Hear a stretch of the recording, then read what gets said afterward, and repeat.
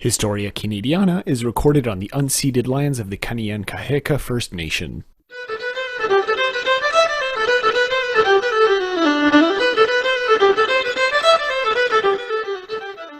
Hello, everyone, and welcome to Historia Canadiana. My name is Patrick, and with me is our resident drunk, Mackenzie. Thanks for outing me like that, I guess. Always. I think that's going to become the recurring theme. I'm going to just continuously out you on these various things. Anime stan, alcoholic, just all of it. You name it. All your little dark secrets are going to come out eventually on this show. Well, Patrick's a brony, so there. Yep, absolutely. I'm just going to own that one. I'm going to transition to making our Twitter feed just a bunch of pictures of... Oh, man. All right, so today we're going to be wrapping up our initial discussion on Confederation with basically part 2, which will cover what happened in order to create the Bna Act that we know today, right? Nothing happened. It just popped into life. It just, someone went beepity boppity boop, and there we go. We had a constitution. We had the foundational laws of our country. I'm sure that's how all of them show up. Anyway, as always, before we get started, we like to thank our patrons, Craig, Jessica, Elise, and anyone who obviously shares the show, who tells their friends about it, and who just leaves a review. We actually have a wonderful review that we got not long after we recorded our last episode, which reads something like this. This is from Jen8787 on Apple Podcasts, and she says it's her new fave podcast. I assume her, but whatever. This podcast approaches Canadian history in a way that no other podcasts currently do. The literary approach is fascinating, and the host's commentary is very insightful. I've been looking for a good podcast on this subject for a while now, and I'm so glad I discovered this one. Thank you, Jen8787. If you want to be like her and leave a comment, just either send us an email or do so through Apple Podcasts. So it's really appreciated. And it just tells us that we're not doing this to an empty crowd. That's always nice. All right. So, Mac, to get us onto topic, what do you remember from our previous discussion, right? I know you're hungover, but I'm asking you to kind of go into your mind and say, where did we leave off Confederation when we talked about it last time? Well, they were just, they had their conferences, in Canada, obviously, is what I mean. And they were more like they had laid the groundwork. They'd started setting up who the important people were going to be, who's going to take the lead, which territories and provinces would be involved in, which ones were sitting this one out. Mm-hmm. And now we're getting into the point where they're talking to the Queen in London. They're talking to Mama, and they're going, hey, Mom, can we confederate? Is that okay? Is that allowed? Pretty much. I mean, that's something that I think a lot of people tend to forget when thinking about these processes like Confederation, is that, we kind of just we don't just create these things because the population wants them, unless you're talking about a revolution or something like that. In the case of Confederation, it's all well and fine that we had these conferences in 1864, but insofar as actually creating legislation, it was pretty unofficial. You're just creating these resolutions that you can then bring to higher ups after they went through your own assemblies. And then you have to take it to the colonial office, which will also debate it. And then you take it to the British Parliament, et cetera, et cetera. And that's something that will kind of inform, as a structure, Canada going forward, right? Because something that people also forget, I think, is that the British North America Act is a British piece of legislation. It informed our laws and regulations and how our country, functioned. But until the 1980s, it was a British piece of legislation. And so that really informs how Canada plays on the world stage and how it kind of makes its own laws going forward. And I think that's something to keep in mind. Mm-hmm. Anyway, we can thank Trudeau Father for that. So that's kind of cool. There's one thing that we can thank him for. Do we have to? No, we really don't. Oh yeah. Also, we had an election. That was true. Useless. Yeah, it's the same. I love how we're just talking about this. It's oh yeah, that happened between these two episodes. Confederation and what provinces and territories stay and go. Nothing changed in Canada. Yep. Surprise, surprise. The Liberals went from, I think they changed slightly the number of seats here and there, but by and large, it's the same nonsense. Great. I love it. $600 million down the drain. So between when we left off in 1864 and when the Bna Act came into effect in 1867, there is quite a bit of stuff that we can actually address as happening. Right? And people might be thinking, well, that's a really long time for things to actually get into place and be put into motion. But that was the unfortunate nature of things in the 19th century. Communication was slower. Actual transportation, in this case, to go to Britain and actually negotiate things was much slower. Yeah. So all these take a long time. Yeah, like it's not something that we're maybe used to in our hyper rapid age of technology, but it's actually kind of normal that something like this would take time. In March of 1867, the Canadian Assembly, after the discussions, adopted the 72 resolutions that had been put into place in Quebec City the year prior, the previous year. And ultimately, it was voted in by 91 votes for and 33 against. Right? Interestingly, within the Francophone population, within the Francophone Assembly, so that of Canada East, it was a bit of a closer vote. Surprise, surprise. Within that French-speaking legislation, it was more like 27 for and 21 against. So it's a bit more of a toss-up as to how this could have gone. But ultimately, it did pass. Right? Woohoo! There you go. We did it! We did it! Hooray! Well, in the Maritimes, it would also go through a bit of a rough patch. Not only were there oncoming elections in Nova Scotia, and as we'll see, Joseph Howe is someone who could have ran for premier or who could have won for premier in 1867 or around that time, and it could have changed the balance. In New Brunswick, there was also a bit of back and forth, Prince Edward Island as well, and ultimately we'll see what happens with Prince Edward Island. We already alluded to it a bit last episode. So similar to how in the province of Canada, there's a bit of debate, there's also that happening in the Maritimes, right? Ultimately, New Brunswick fell in line, as we mentioned last time, because the reciprocity treaty with the US failed, and the Fenian raids kind of encouraged them to join up with the rest of the British North American provinces for defense. Right. One of the big sticking points actually for the maritime provinces was that union would actually increase taxation and lead to conscription for Canadian wars, which is kind of surprisingly foreshadows what would actually happen during things like the First and Second World War, in which there was an active debate on conscription, although it wouldn't be the maritime provinces that would complain about that one. I'll give you 3 guesses as to who complained about that one. About conscription. Oh, just like somewhere in Quebec, somebody had an issue. Yeah, there's a lot of. I'm making light of it because we always make fun of Quebec because why not? We are Quebec. Yeah, but I don't care the fact. Okay, I don't care if I don't speak French. I'm still Quebec. So yeah. You speak a bit of French, but it wouldn't matter anyway. It doesn't matter. Exactly. The point is, right, we make fun. There were like anti-conscription voices throughout Canada, but it made a big stink here. But it is something interesting that the maritime provinces do bring up, right? Of like taxation, conscription, like where do our provincial legislations stand within this whole debate, right? Within this whole system. All of these, I think, are relevant questions, and it causes some unease, most particularly in Prince Edward Island, which is by far the smallest and one that has most to lose, I think, in terms of its ability to join without losing itself in Confederation. Well, Prince Edward Island is in that kind of position, it has like both sides can be okay with it joining or not joining, because it is so small. So if they join, they get all the nice benefits, and if they don't join, well, then they don't have the risk of like losing all those other things, Yeah.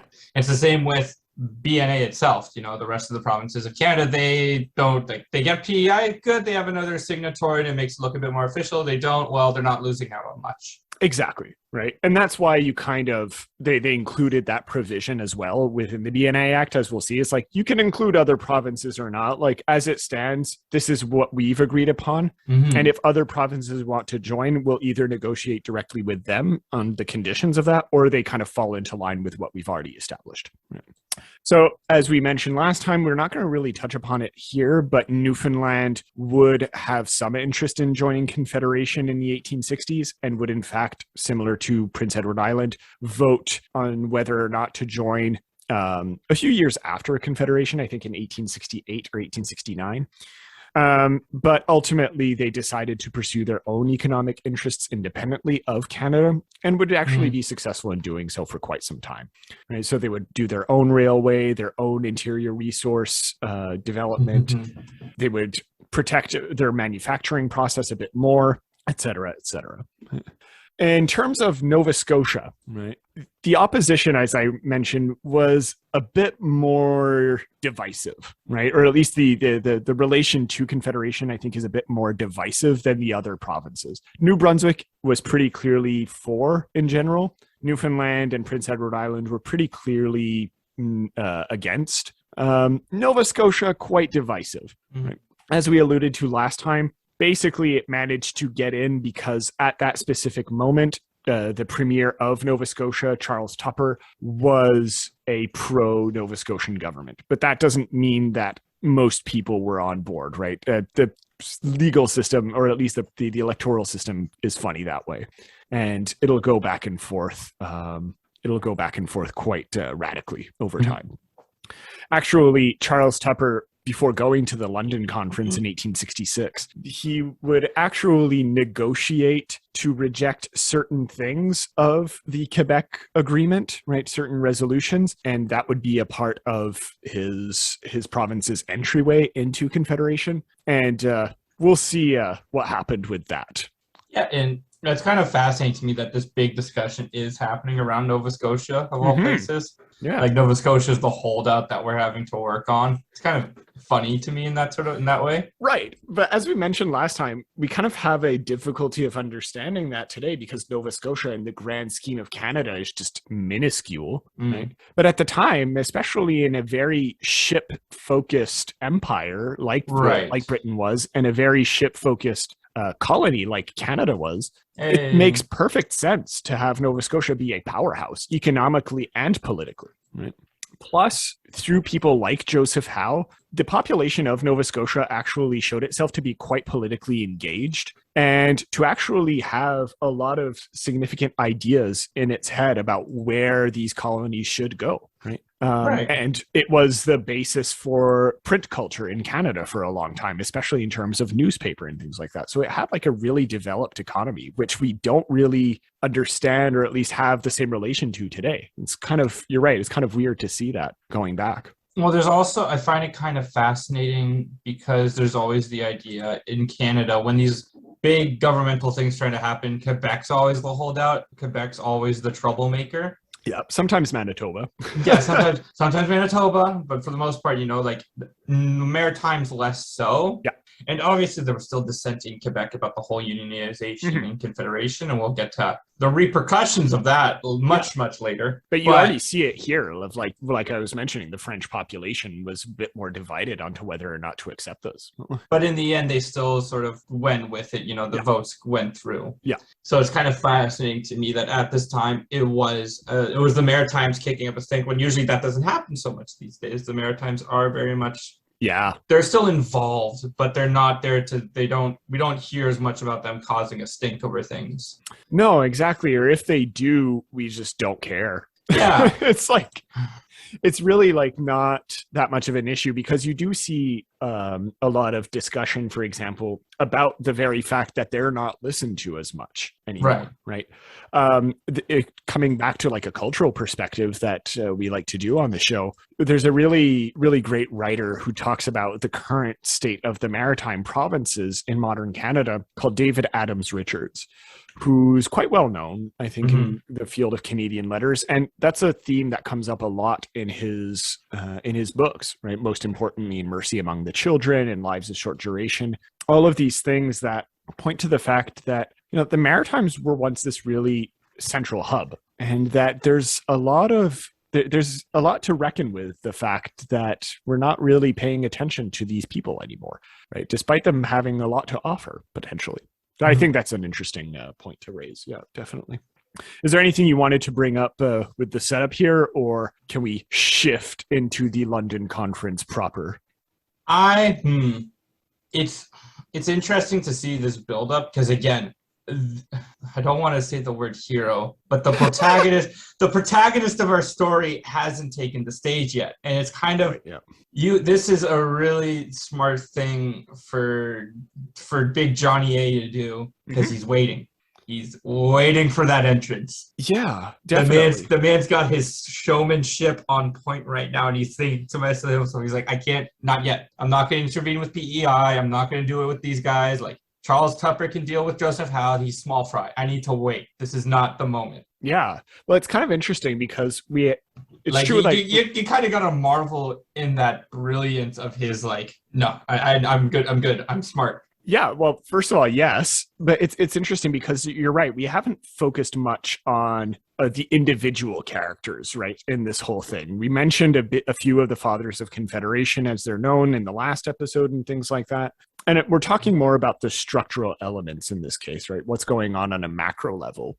And I think you bring up a really interesting point is that even someone as well known as John A. Macdonald and as someone who's recognized as being, agree or disagree with him, but like as a charismatic person who was able to lead a country in a specific direction. Who tied this all together. Right. Who, like, tied this all up in a little bow and kept everything from falling apart. We're going to get into the very gray areas of John and MacDonald in later episodes, and there's going to be a very long discussion. Like it's going to sound like we're singing his praises a bit today, but that's because in regards to the creation of the Bna Act, he kind of was very good at that job. Yeah, he was very good at leading the delegates of Canada and sort of bringing everything together. We will get into. So I just want to do this a bit, I guess, as a bit of a disclaimer.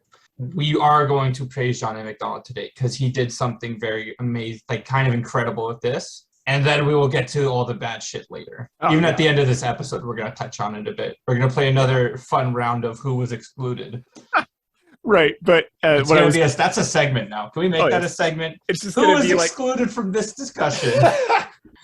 It's just going to be a recurring theme. I'm down. I will, honestly, if it ever comes to the point where white dudes were excluded from the conversation, I'll post a video of me drinking a bottle of Canadian Club whiskey or something. Just like that'll be the episode for the week is just us just chugging. No, but what I was going to bring up... We get into the mind of John A. Macdonald and we just drink. We just get on kit. We just bring up the microphones and we drink. Right. What I was going to bring up about Macdonald is like, yeah, we haven't really spoken about him or any of the other individuals. We'll talk about them a bit today.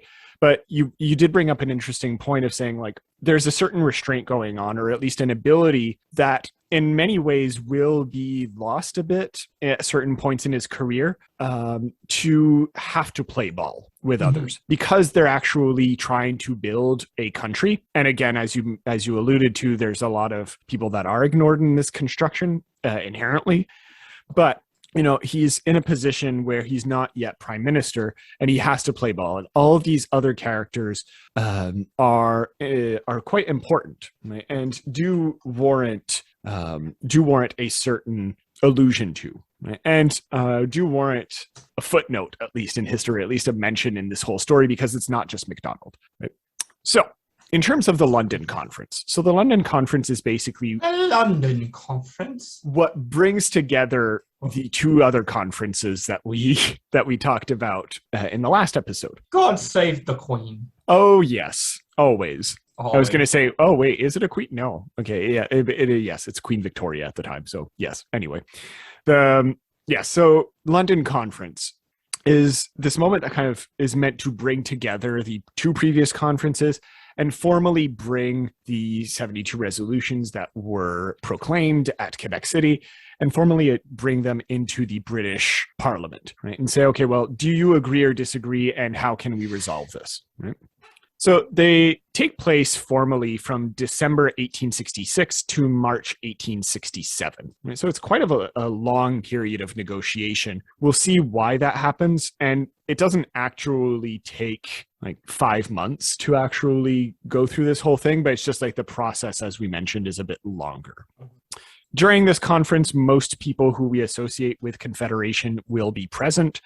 So delegates from all the maritime provinces, from the provinces of Quebec. One major exclusion from this conference is the famous Thomas D'Arcy McGee, who we did a whole episode on. Well, you don't need him there to write your propaganda poetry, you know? So why take the risk that he's going to say something stupid and double back on himself and his political views? And it's also you don't bring an Irishman to British negotiations. Apparently not, right? That's just asking for somebody to pick a fight. But I mean, also, as we alluded to in that episode, McGee kind of became a lightning rod, right?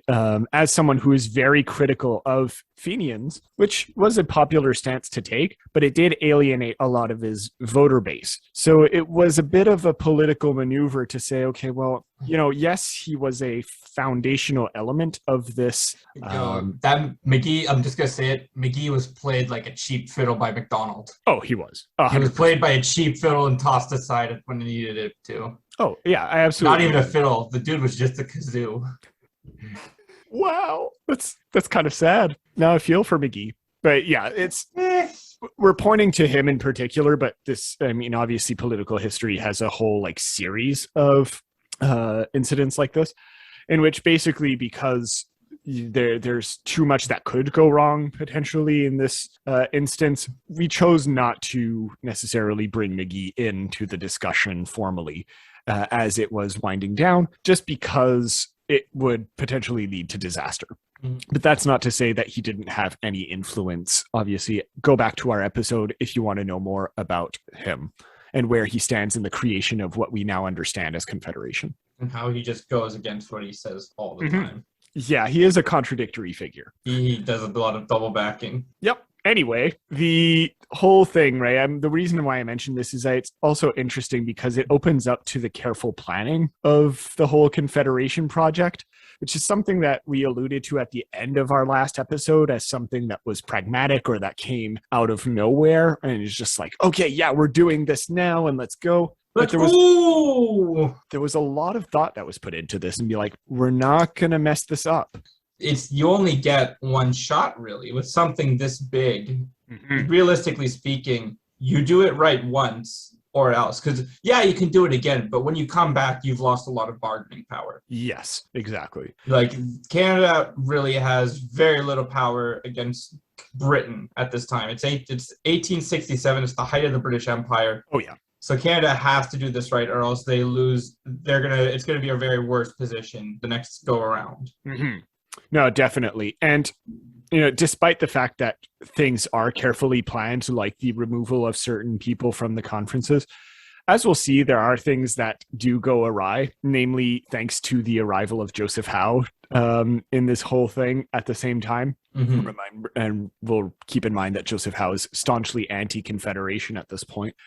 And we'll kind of see how there are still sticks in the mud that can derail the whole thing. So initially, actually, like I said, this conference in 1866 was meant to renegotiate the whole thing into a single act that made British North America a country. The maritime and British delegates would arrive in London in July of 1866, as was originally intended, right? And so that kind of brings up the point of why was the conference actually taking place in December? Well, it's because the Canadian delegates did not show up as planned. MacDonald, Cartier, the whole coalition government were no-shows at first. And on paper, in the letters he sent, MacDonald is actually noted as blaming the Fenians, although in reality, there were no invasions at that moment. In fact, it was because the constitutions of Ontario and Quebec were not yet approved mutually, and that whole negotiation was still taking place. And basically, things were being scrambled together at the last minute. Yeah, but that's everything, though. The world has a history of people doing things last minute. Absolutely. That's just how we work as a species. Steve Jobs didn't actually have a product when he first sold his big machine or whatever for coding, for computing. He just said, yeah, I have it. And then in the 72 hours between that phone call and the meeting, he made the computer for IBM. Right. So this is what we do. And then we lie through the rest of it. Just kind of improv it. Yeah, it's like your resume. Oh yeah, 100%. Literally the other day in class, I had not read most of the book, and I was like, yeah, no, this happens, and this relates back to this whole other theme. There's a whole art to bullshitting, and MacDonald in this case and the rest of the Great Coalition are kind of experts at this point. And it's also very easy to do so because nobody's there to fact check them. All the other delegates are over like literally a sea away, so no one can fact check them. Just be like, yep, we're just dealing with military problems here. And it's also, that's such a genius excuse though. It works. No, but it's also because it's a smart excuse that you're going in because that's a form of legitimacy. Having military problems is a way to say we're important enough to be attacked. Yeah. In its own twisted way, that's a really smart like they could have said storms. They could have said anything else. Yeah. But using Fenians shows enough cultural complexity to require military combat, the fact that there's an important enough matter to have military combat. Like these are things that are instantly setting them up as legitimate in the eyes of the British government. Exactly. Like that's something that I think comes back to our whole discussion of like the stage. This stage setting is perfect right now. Like MacDonald is laying this down perfectly, board by board. Exactly. Right. And this whole thing is he's using terms, and again, not just him, the other delegates also do this, but they're using terms that the British Empire will understand. Military conquest. Okay, got you. That's like an important. We're having a bit of a rebellion issue, and then Britain looks at Ireland and they're like, "Yeah, we get that. Okay." and then they all thank God they didn't bring McGee along. Can you imagine if he actually had been back to Ireland though? That would have been such a slap in the face. But yeah, so basically because of the lateness of the Canadian delegates to this whole thing, the Maritimers were essentially stuck doing nothing with the British delegates. So they were just there and they couldn't actually advance much of the project forward because they needed what would become Ontario and Quebec to move things forward. Right? They were as much part of the discussions as they were, and they were the major driving force through a lot of this. So it was a necessary component and nobody could do anything. Which leads me to talk about the villains of this whole tale. Yeah, the villains we say in quotation marks. Yes, of course. So basically, this allowed a certain Joseph Howe, right, to emerge from Nova Scotia. And even though he's not an elected official necessarily, he's not premier at this point, he and his whole delegation of anti-Confederation Nova Scotians arrive around the same time as the other Maritimers. And basically, they use this lack of any kind of action to try to speak some quote unquote sense in his mind to British officials, right? Saying, no, you can't pass this act. It's going to screw Nova Scotians over. It's going to screw the other future provinces over. We need to be either our own separate dominions or still continue to act under the British Empire. And part of this tactic was also used by Howe and his followers because they knew that there would actually be elections in Nova Scotia in May of 1867. Right?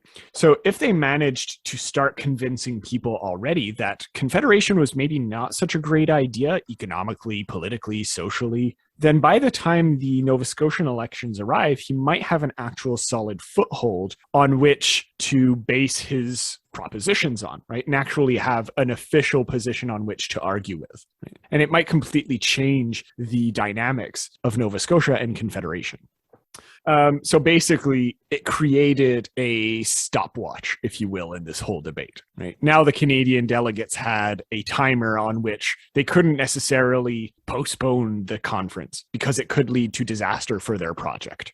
But then it's also, it kind of works in their benefit then, because they then have to work because I don't know about you, but I work well under pressure. There's no low figure, so they have to constantly be forcing the issue. Yeah. Why they wouldn't want to postpone it to later conference anyway. The longer they postpone, the less power they have at the table. That's true. From the very beginning, the Canadian delegates needed to get it done quickly. Mm-hmm. The longer they're there, the more time Britain has to sit there and question, why are we doing this? Like, why should we let Canada? Because again, what major bargaining power did Canada have? Exactly, right. It had its economic capabilities. It had, right, the charismatic leaders, et cetera, right? But that only goes so far. Right?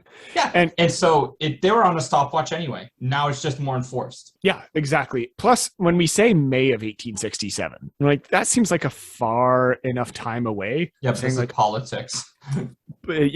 But also we have to keep in mind, again, we're traveling by ships here. So when winter arrives, that inherently makes it much more difficult. So you lose a few months there in which it's not necessarily as obvious to travel. So in reality, they don't have until May. They have like basically a few months. And then it just gives Howe more and more opportunities to convince British delegates, right? And to convince his own people that he's doing something right. And to an extent that worked because Howe would become increasingly popular in Nova Scotia, right? He would actually be able to swing the pro-Confederation sentiments the other way, as we'll see towards the end of the episode, right? But as you say, because of the pressure that was exerted on the Canadian delegates, eventually they got their shit together. And oh my God, it again, that's another good thing. Like, it's an unexpected thing of they have to get their shit together now. Yeah. Like, you back people into a corner, they're going to come together. So if you're going to force them into the corner, like, you have to be sure that you're going to win that one. Exactly. And I think Joseph Howe was a little too sure of himself.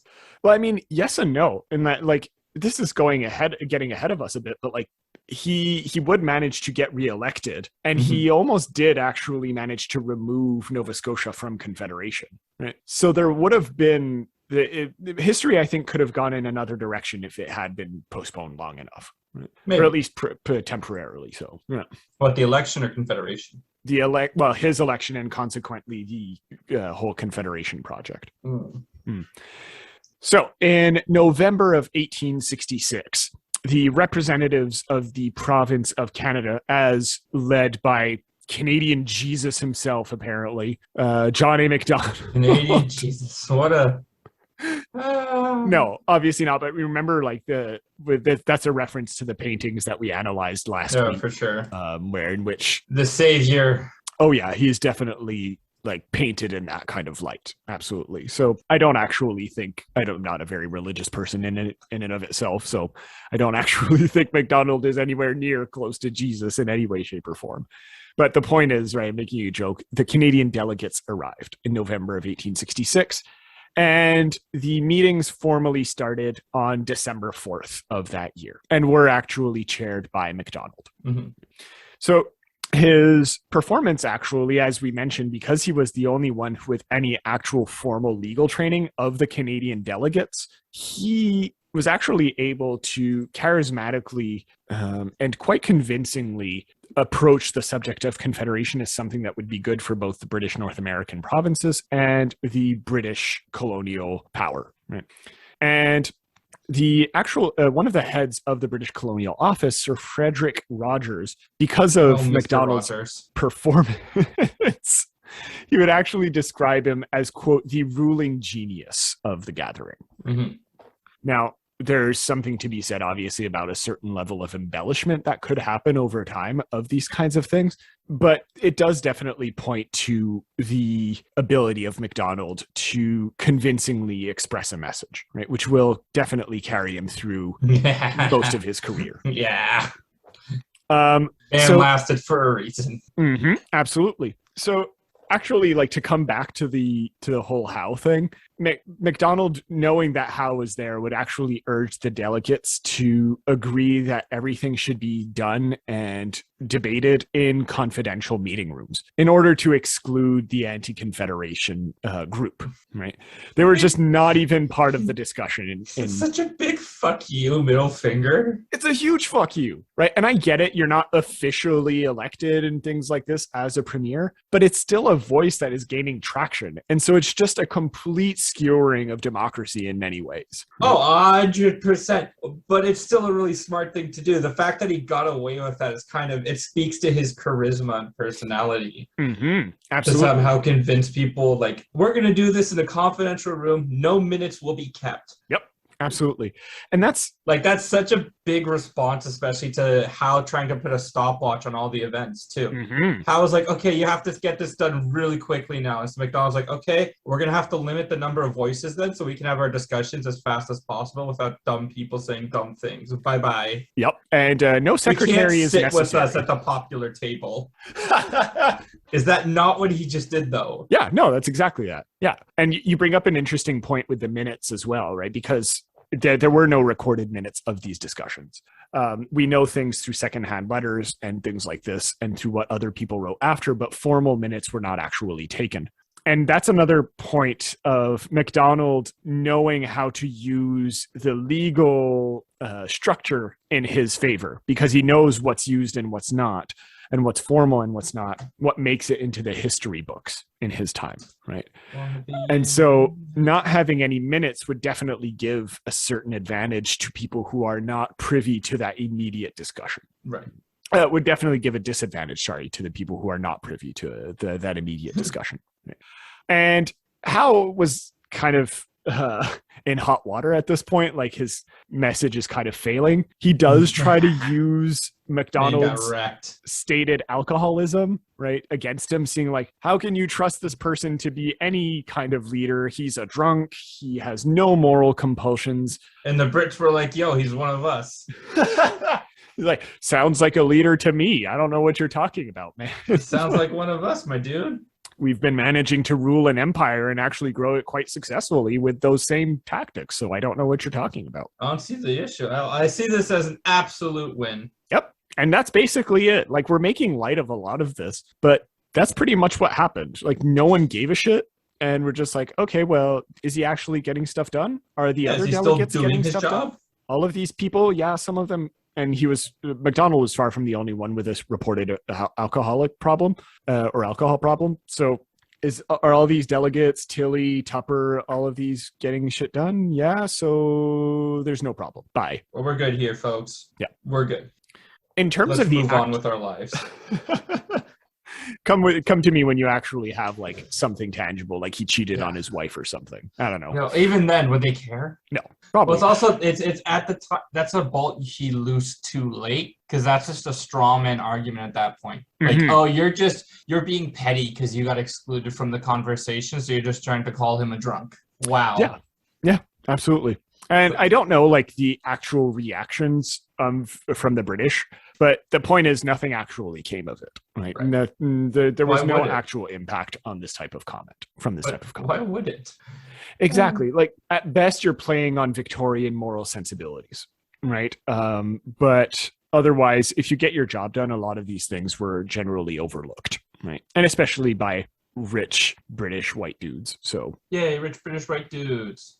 In terms of the actual debates concerning this whole resolution and act, most of them revolved around improving the 72 Quebec resolutions, mostly about education rights. So the Roman Catholics, as led by the Quebec delegates, mostly wanted separate schools, or at least the right to create separate schools. Fair enough. As an extension of that, a lot of the Anglo-Quebecers wanted to know what their quote-unquote minority rights would be within Quebec, a mostly French province. Right?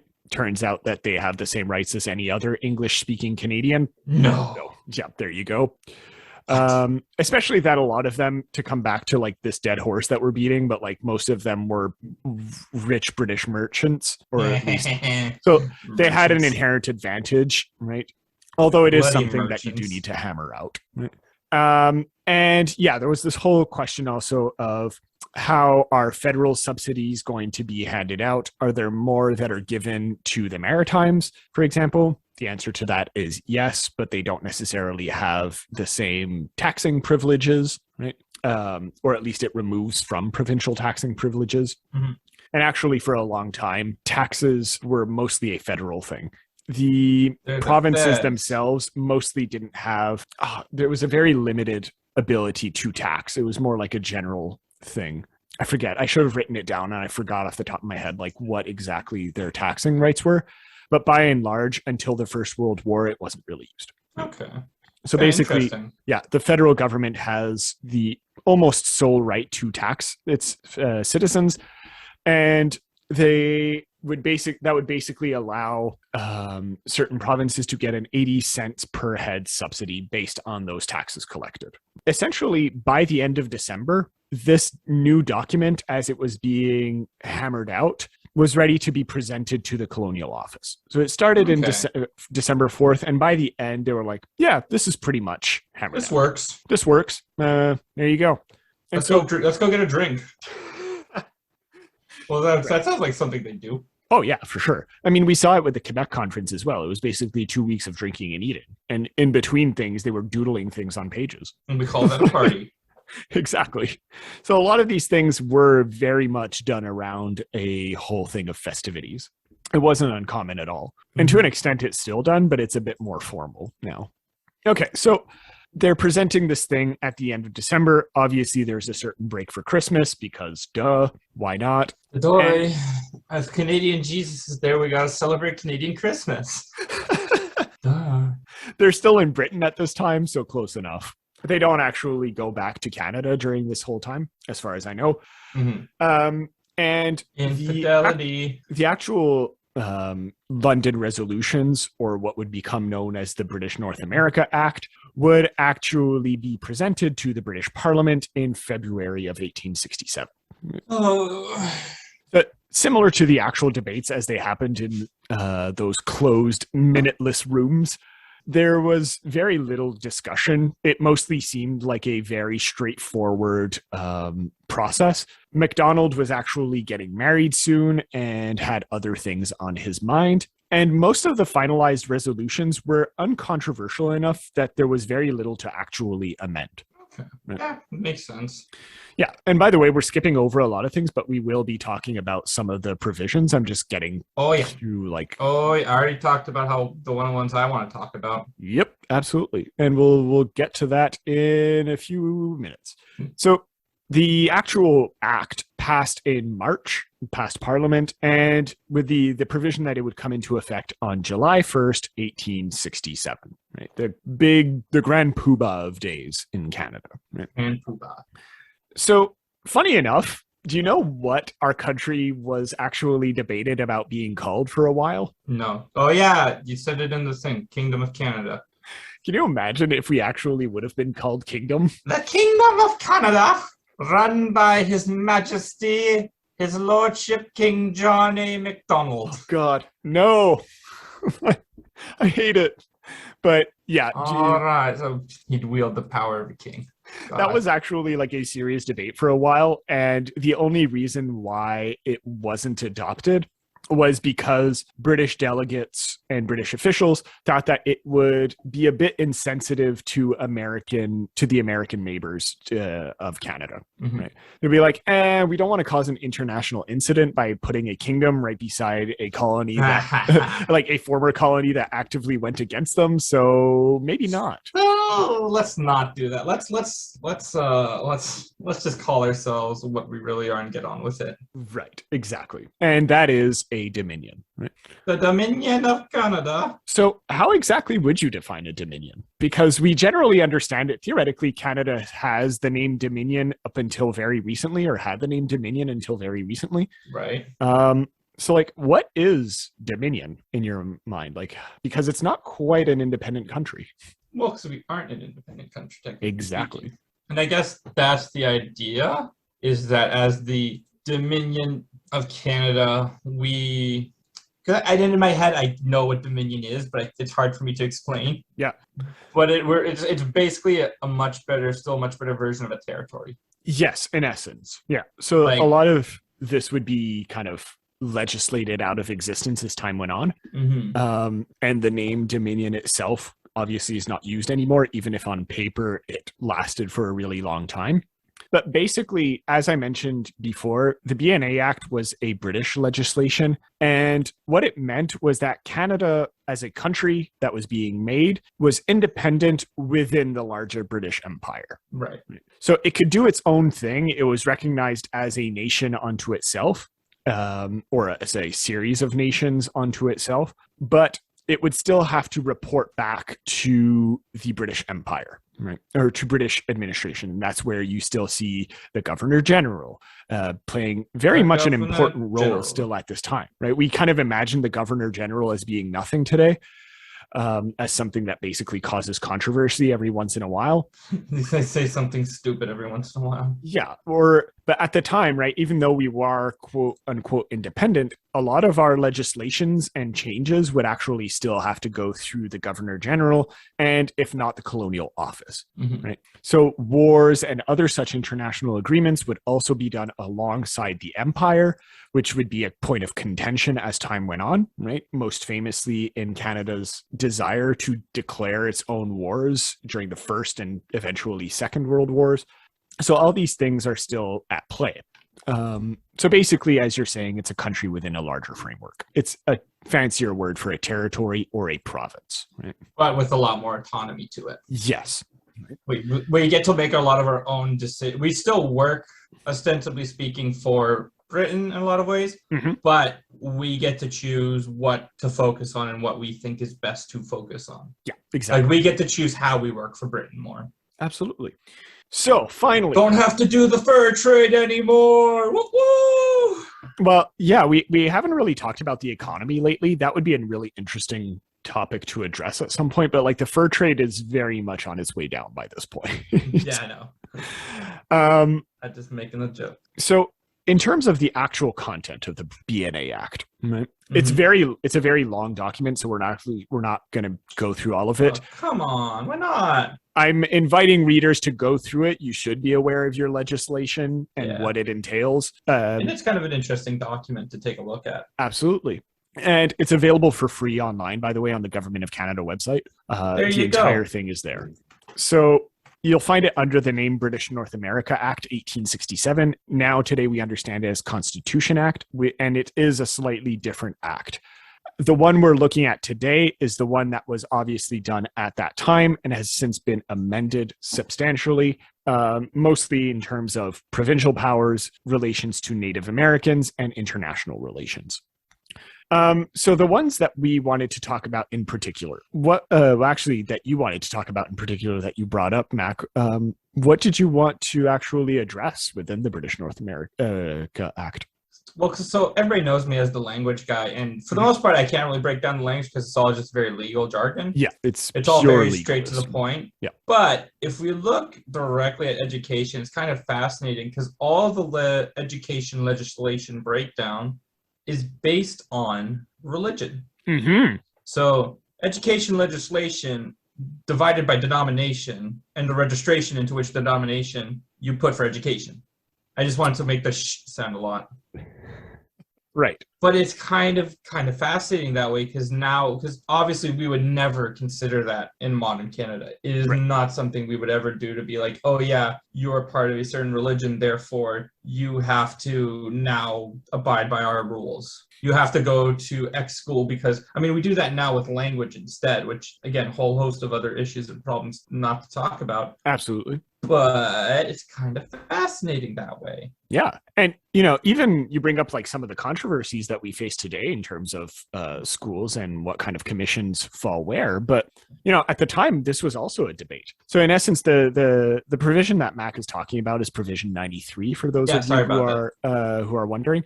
Provision 93 in an open line, in and for each province, the legislator may exclusively make laws in relation to education subject and according to the following provisions. So they allowed to create their own laws for education based around these provisions. Yes. The first one, nothing in any law shall prejudicially affect any right or privilege with respect to denominational schools, which any class or person have by law in the province at the union. Yes. So it's, again, you can't, from what I'm understanding of what this is saying, you can't have prejudice rules based on denomination. Exactly. Protestant versus Catholic, essentially. Those are the two major ones, and the ones that would have definitely been on everybody's mind. Yeah, exactly. So they wouldn't have even necessarily considered Jewish. Lots of other ones are getting excluded right now. Yep, there sure are. Or indigenous schools and all, like schools of thought and things like that. Like it wouldn't have even been much of a consideration. It was very much still within the framework of majority rules. Right? But it's kind of fascinating to me that this is the first one, because the fourth one is in case any such provincial laws from time to time seems to the Governor General and Council requisite for the due execution of the provision of this section is not made, or in any case any decision of the Governor General in Council on any appeal under this section is not duly executed by the proper provincial authority in that behalf, then in every such case, and as far as a lot of stuff basically saying, but this is the fourth provision. And it's the only one that talks about in relation to the governor, or it's not the only one, but it's one of the only ones that doesn't really bring up denomination. Yeah, it only brings up actual governing. And so I know it's going to sound stupid, but the number in which you list things is important. Yep. The first one is the first one people read, and therefore it's often treated as the most important. Mm-hmm. And that's the denomination. Absolutely. And that's a really interesting reflection of the time and the values people had at the time. Like the religion was still so weaved into the fabric of, say, education and everything else. And that's something that's going to continue for a long time, unfortunately. Yeah, absolutely. That isn't me knocking religion. I'm just not a believer of religion being part of this, like the state, separation of church and state. Yeah, absolutely. More than anything else. What you're bringing up is almost immediately going to be a debate in terms of like Manitoba and stuff like that, right? Manitoba. A province which was thoroughly bilingual in many ways, although the French-speaking element was mostly one that was trying to be ignored, right? The Métis population. Right. But that whole thing definitely comes into play of, okay, well, what do we do with this? And it already starts to be something that people are trying to skirt around as a law of saying like, oh, well, does this apply in this case when we actually get to create a new province? Was this law that you're bringing to pretty much only in reference to Quebec because we wanted to appeal to them, and are basically any new provinces that we're creating automatically English? Like, so there's a whole thing that comes up with this, and the necessity to create, the questioning of the necessity to create schools based around denomination rather than language policy, right? So it becomes a question very early on in Canada, right? Which I think is an important question too. It's like it is a very important question to ask of how do you want to, because you're in the 1800s, getting into the later 1800s, and this is the time when people finally started to ask the question of separating church and state. Yeah. So I think that's one of the one of the biggest missteps of this document, that they didn't take the full exposure that they could to immediately start the separation of church and state. Absolutely. It's also, I think that's one of its few mistakes and missteps. I would say so. And it's kind of interesting in which, going off of that, it's also a time in which small denominations are increasingly being considered as something that exists, because often, especially like in times gone by, when there's a really small group, you can kind of push it off to the side and say like, okay, you go do your thing over there. You go do that. You do that. But in an increasingly like connected world as the 19th century was, it becomes increasingly difficult to ignore a lot of these smaller, granted, like mostly Catholic and Protestant centric denominations, or even like Jewish or other like Muslim, other religions, right? It becomes more and more difficult to ignore them and to fit them within this country that claims to be united in many ways, right? And so opening up to this ability to denominational freedom inherently opens up to a lot more of these issues that I don't think the Canada of the 19th century was ready to answer in a proper way, right? Or in a way that made any kind of cohesive sense, right? So that whole that thing on education, right? That provision 93 is part of a series of provisions that are considered basically the foundation of the Bna Act, essentially provisions 91 to 93, which parse out what the different powers are for the provinces. Okay. Right, and the federal government. So you can find them again for free online.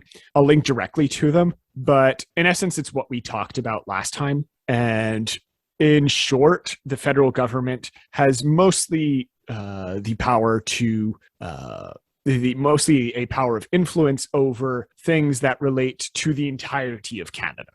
The economy as a whole, the military, census and statistics, debt, etc., taxes, banks. Whereas provincial legislatures can do have their own little system of taxation that mostly relates to municipalities and things like that.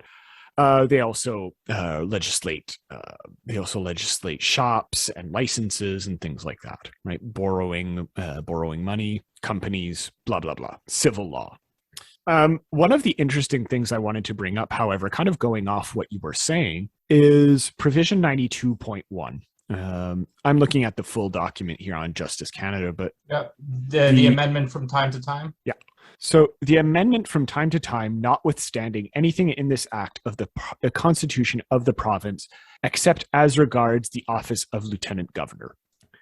To me, this sounds good, coming back to the language of the act. To me, this sounds good, saying like, oh, the provinces have the ability to kind of do their own thing in a way and kind of modify certain things. But it's also very interesting to me how, the language of from time to time and not with anything that relates to this act. And if the lieutenant governor is involved, or at least except as regards like outside of that power, it doesn't really offer that much ability to move for the provinces to actually do anything substantial. And I think that's an important distinction to make, because we kind of imagine Canada today as something that has a lot of provincial autonomy in many ways, but it wasn't necessarily the case at this point, right? Mm-hmm. Or at least in certain regards, it wasn't. Pretty much what they signed here was what they got. God, this 92.1, it just... What does it even say? Nothing. It's basically a fancy way of saying pretty much what you're signing is legally binding, right?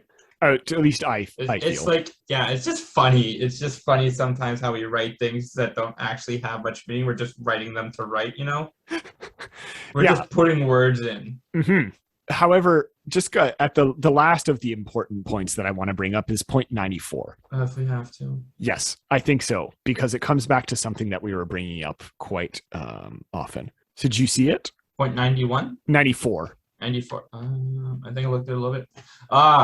Do you want to read it out loud and see what's missing from this picture? Notwithstanding anything in this act, the Parliament of Canada may make provision for the uniformity of all or any of the laws relative to property and civil rights in Ontario, Nova Scotia, and New Brunswick. What's missing from this? Je ne sais pas. It's kind of very interesting, I feel. Like, we don't, and I'm not saying like this is necessarily a bad thing, but it is an interesting distinction to make, right? The whole law is named Uniformity of Laws in Ontario, Nova Scotia, and New Brunswick. Quebec doesn't necessarily have to deal with this. Yeah, but it's just funny. Yeah, exactly. Quebec! And again, this is on a provincial level. And it kind of points to a bit of a distinction that's being made, and I think we alluded to that in the previous episode, is that on a federal level, both Quebec and the other three provinces have to deal with the same laws. Mm-hmm. Internally, Quebec has a tradition of using French laws mostly for their civil codes, right? And has had its own civil code since 1791, if I remember correctly. Sounds about right. So basically, what they're saying here is that Quebec gets to keep the civil code, which is not that different at that time to the rest of them. But there are some significant differences, mostly in how people and how judges and juries relate to these laws, right? And how much flexibility they have. Whereas Ontario, Nova Scotia, and New Brunswick very firmly place themselves within a British civil law code, right? Which is not necessarily something that Quebec has to deal with. It's a British civil law code. Right. Sorry. But I do think that it is an interesting point to bring up as an already apparent distinction that is made in the very Bna Act. Mm-hmm. Is there anything else that you wanted to bring up in terms of provisions, or? I hit on my main one. I really do think people should take a look at the breakdown of what powers lie where, because it can kind of clear up some of the misconceptions and other issues we may think we have in regards to our government. You might be blaming the wrong person. I'm fine. I'm happy if you want to blame somebody. Just make sure you're blaming the right person, Mm-hmm. Especially because the specificity in some of these of, hold on, powers of parliament, blah, blah, blah, coming within, the exclusive legislative authority. I'm looking at 91, by the way. Okay. Legislative authority of the parliament of Canada extends to all matters coming within the class of subject enumerated. So this first one, this is what parliament, the federal parliament can do. Or is this Yes. Yes. So it's kind of fascinating, all the different things that they then take in charge, going all the way down to copyrights. Yep. And obviously, as they say it in the act at that time, Indians and lands reserved for the Indians. Which is below copyrights and patents. Yep. Just to show how little important. But hey, that's another topic. Also using the term aliens, by the way, which is very... Really? Yeah, right below point 24 in the one that I just read. Naturalization and aliens, huh? There you go. So obviously this is something that will come to play a strong point in Canadian history going forward, right? Is how do you deal with non-white populations who want to come in? We've alluded to the Chinese a lot on this show, but there's definitely some others that would appear right around this time that are worthy of note, and that the federal government had a very direct hand in accepting whether or not they would come in. Right. Okay, so just in terms of, because we've already been talking for some time now. We have? No, about 75 minutes. Nice. So I just wanted to come back to a few of the reactions that Confederation would face, right? So in Nova Scotia, right, on the election of May 22nd, 1867, Howe's anti-Confederation Party would win 36 out of 38 seats that the colony has, or the province has, right, on a provincial level. So it's a sweeping majority, right? Ultimately, it didn't matter, right? Charles Tupper, he was premier until September of 1867, right? There's a kind of padding of time there. Believed that joining Canada would strengthen Nova Scotia's commercial sector and provide the colony with greater influence and prevent annexation by the U.S., right? And so he was able, despite the fact that, Howe was elected to the premiership of Nova Scotia before Confederation actually came into effect, right? Tupper was able to basically push it forward into completion, right? And by the time Howe was elected, there was nothing to be done. Right? However, it is really interesting. The morning after the birth of Canada, right? In July of 1867, the Morning Chronicle, quote, lamented, died last night at 12 o'clock, the free and enlightened province of Nova Scotia. Nice. So despite the fact that Tupper is still officially prime minister at that time, they're dead. You can already see a very antagonistic feeling already starting to brew. Let's go with that one. Actually, there would be some riots in parts of Nova Scotia at that time, and effigies of Tupper would be attacked. Right. In PEI, right, under Premier James Pope, a resolution to officially reject the Quebec resolutions that were being negotiated had been passed the previous year in 1866. And so despite having similar reasons for Nova Scotia, right, basically PEI would actually succeed in going their own way, if you will. And we will see in future episodes that this will have some disastrous consequences. Of course it did. Right. So PEI will basically try to make its own railroad, and we'll see how that goes wrong in a future episode. Because it would basically completely destroy the Prince Edward Island economy, right? And Quebec, who was always a bit weary of this whole discussion, but went with it anyway, they, as we see in the British North America Act, kind of ended up already as even if it wasn't officially indicated on paper, the implication is that it already ended up as a kind of nation within a nation. Right? As we saw with the Resolution 94, it has its own provincial laws in some ways and can do certain things, like create its own denominational schools that would very much appeal more to its population than to the rest of English Canada. Right? And so there's all these interesting things going on during and around Confederation, that despite this country coming together or being legislated into a position where it is together, that's not to say that everything is perfect. And we'll see things kind of going awry at times. On September 20th, 1867, the first elections in Canada would be held, in which property owning men over 21 can vote, and none other than John A. Macdonald is elected to the government of Canada as its first prime minister. Okay. So, just to coming out on top. What a winner. Something that I wanted to kind of bring up, right, in terms of culture. Right? You told me that you looked into it a bit. Something that I think we don't have to talk a lot about this, just because we've talked a lot already today. But I do think it is kind of an interesting image to bring up. Right? Is a certain William Notman. Right? Have you ever heard of his name? No, me neither, actually. I found him in a book that I was reading. I heard a reference to him, and I was like, okay, this is an interesting thematic tie to what we're talking about, right? In terms of the modernization, if you will, of Canada, right? Or at least the changing of Canada. So William Notman was a Scottish immigrant to Montreal in the late 1850s. And the reason we bring him up is because he kind of represents the transition from typical Victorian-style naturalist paintings to uses of modern techniques of photography, right? So as an artist, I think Nottman is an interesting case study of how things are transitioning in Canada towards a more 19th century modern and progressive sensibility, right? In certain ways. In other ways, it's very conservative, but in that respect, I think it's an interesting case study. And the reason I say this is not because Nottman invented photography or anything like that, but he was known for using different production techniques than other photographers. So the conventional technique at the time was called daguerreotypes. And instead, Nottman used what was called the wet collodion process, which basically allowed for a more liquid picture being taken, which could lead to many issues in terms of the picture setting.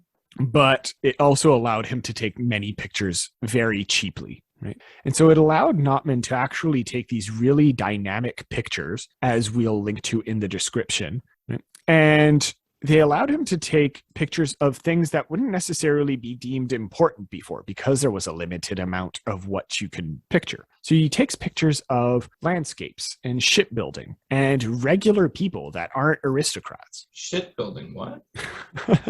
Yeah. I kid.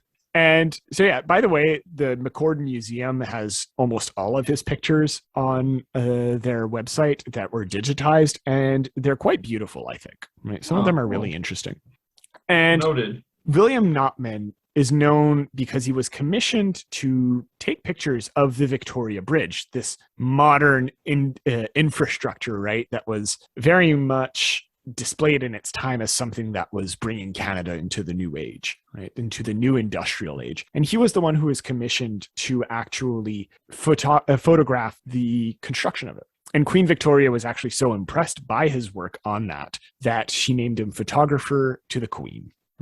Photographer to the Queen. I don't know. For me, I wanted to bring him up because he kind of represents this fact that Canadians are kind of making a place for themselves in this world within the British Empire, and kind of representing a step forward in a sense, as it was seen at the time as being, right, a progressive worldview insofar as that exists at the time. And I just wanted to bring it up, and honestly, people should check out his work. It's very, very interesting to look at. Right? The photographs? Yeah, the photographs. They are pretty cool. Yeah. The one that I really like, I posted it on our Facebook page actually, is the one that he has of people curling.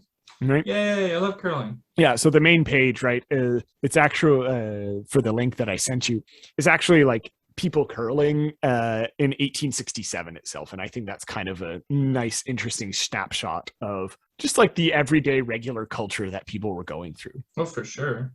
Also, apparently, he was known for doing collage work, which was not much of a thing at the time. Okay.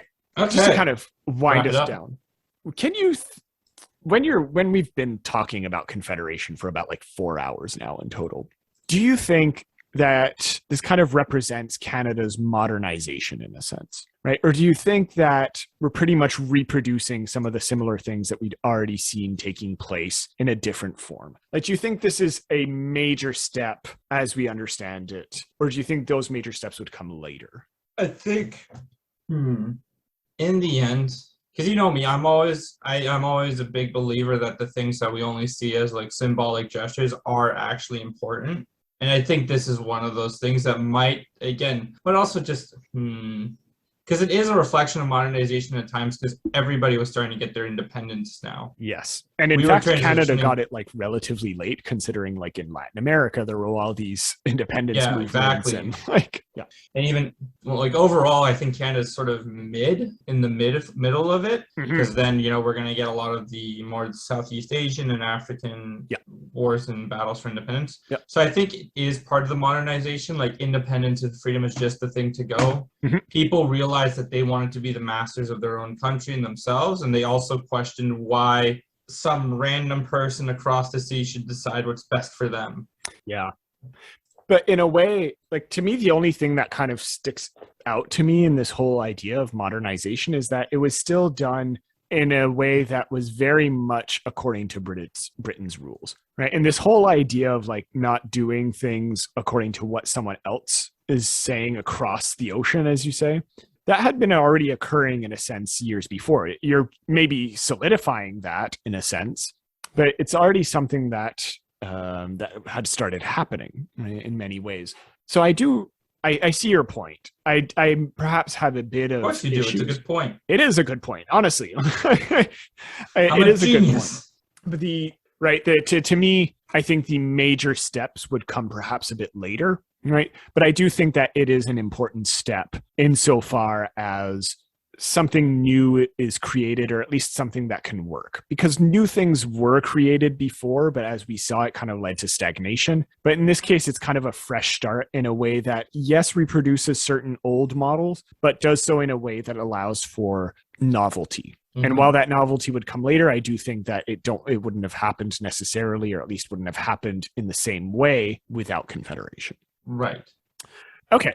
To kind of bring us out, because there's a lot of out, Johnny. There's a lot of discussion within the Canadian academic field, less so now, but it was definitely a thing in, I would say, until the 70s, right? Of what is the meaning of Confederation, right? As a thing, is it a purely pragmatic? Is it a purely pragmatic exercise? Was it a natural progression of the colonies? Was it done just for land, profit, virtue, or morality? And sometimes, right?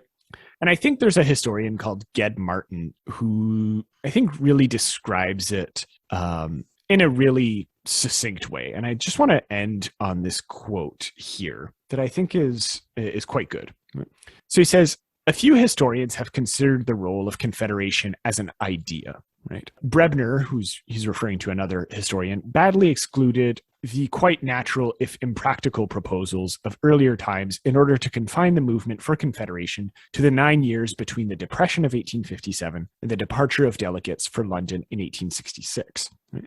Martin, another historian, on the other hand, acknowledged that the sudden and dramatic Canadian mission to Charlottetown could only be explained by the long years of germination of the idea of British North American Union. Yet, the predominant tendency has been to assume that Confederation was deduced from the immediate circumstances of 1864. Right? Put in that form, it becomes comprehensible that some historians have regarded the outcome as miraculous, right? That so many things just fell into place. It's incredible that anything actually happened.